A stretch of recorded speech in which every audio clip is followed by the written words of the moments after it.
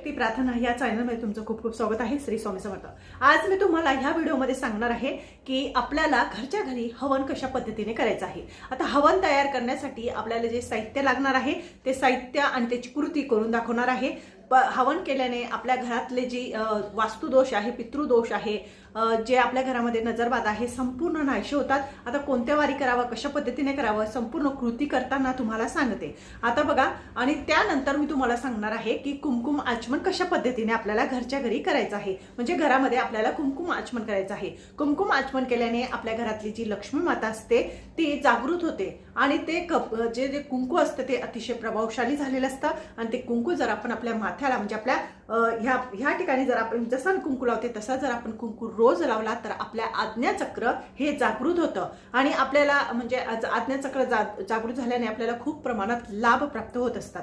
तर आज मी तेच सांगणार आहे की कुमकुम आचमन करताना आता नवरात्र चालू आहे, भले नवरात्र नसली तरी तुम्ही हे जे हवन आहे जे आपल्याला संध्याकाळी किंवा सकाळी संध्याकाळच्या टायमाला फिरवायचं।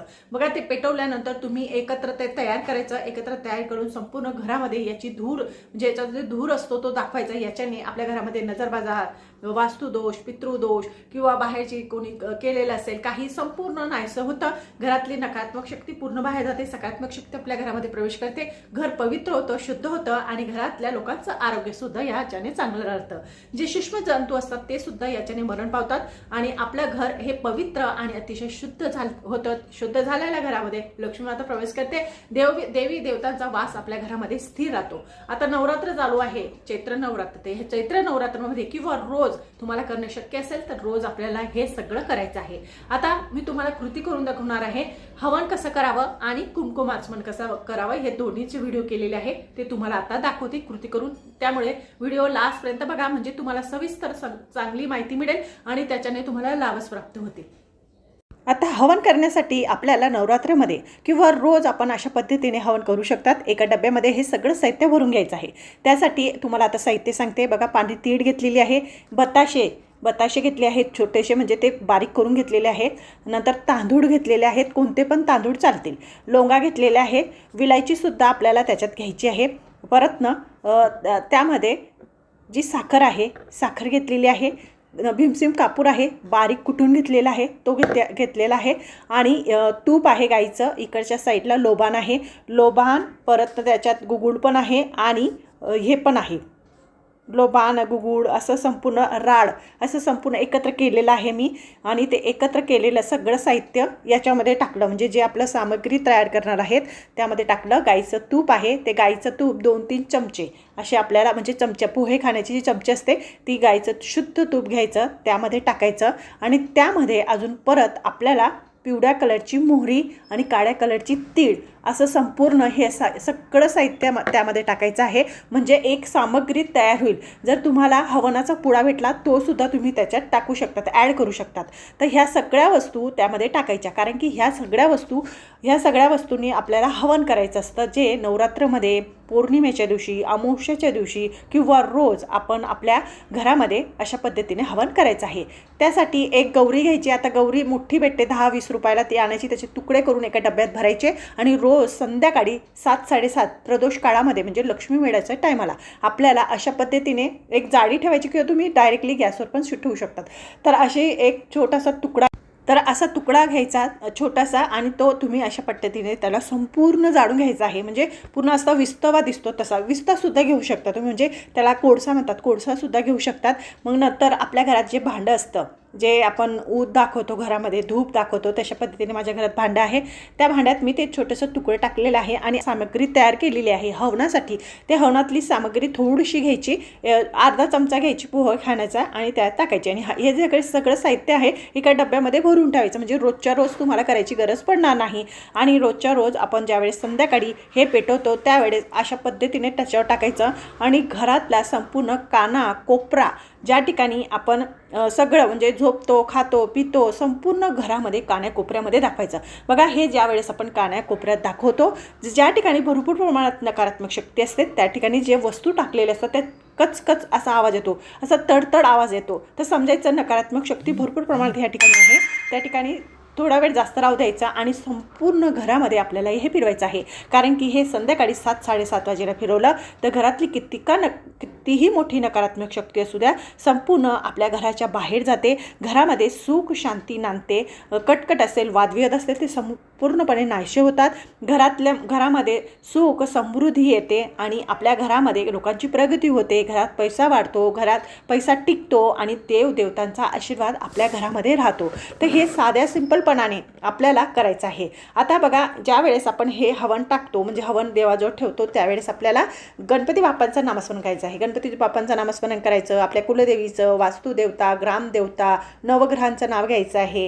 हे साहित्य टाकताना किंवा देवांचं नामस्मरण करायचं आहे.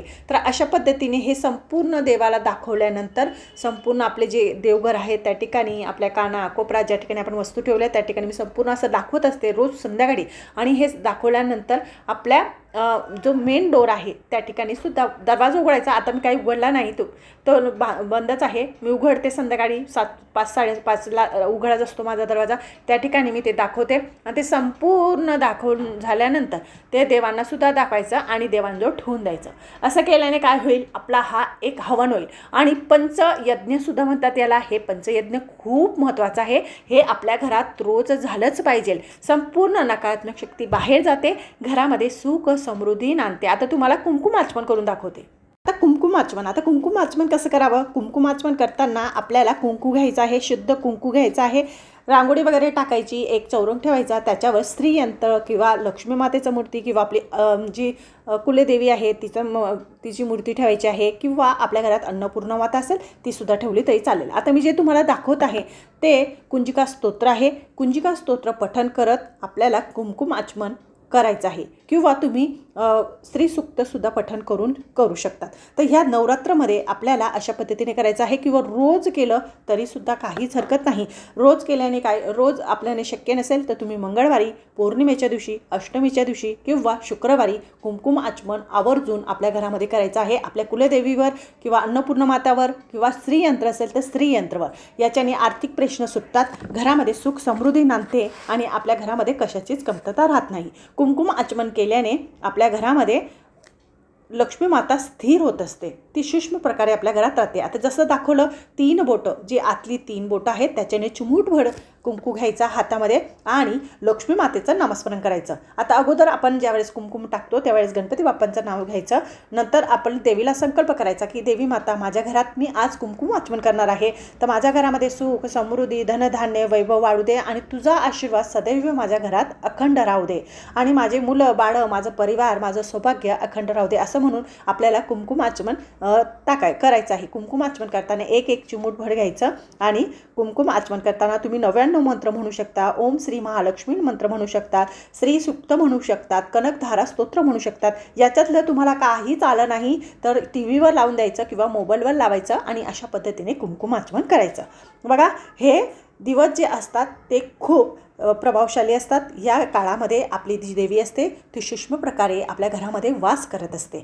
त्यामुळे आपल्याला ह्या कुंकुम आचमन जे कुंकू केलेलं असतं ते कुंकू अतिशय प्रभावशाली झालेलं असतं.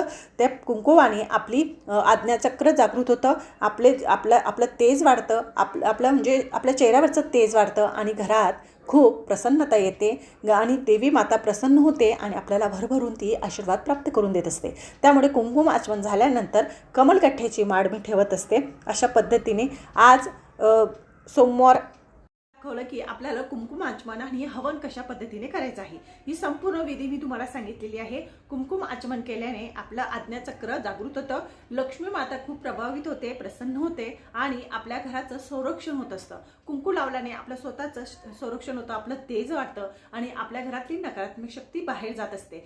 बघा, कुंकुम आचमन केल्याने आपल्या स्वतःचं आणि आपल्या परिवाराचं सुद्धा रक्षण होत असतं आणि हे केल्याने आपली लक्ष्मी, आपली जी कुलदेवी आहे ती प्रसन्न होत असते. त्यामुळे प्रत्येक स्त्रीने आपल्या घरामध्ये असे साधे सिंपलपणाने कुंकुम आचमन आणि हवन करायचं आहे, ज्याचे प्रभाव अतिशय प्रभावशाली आहे.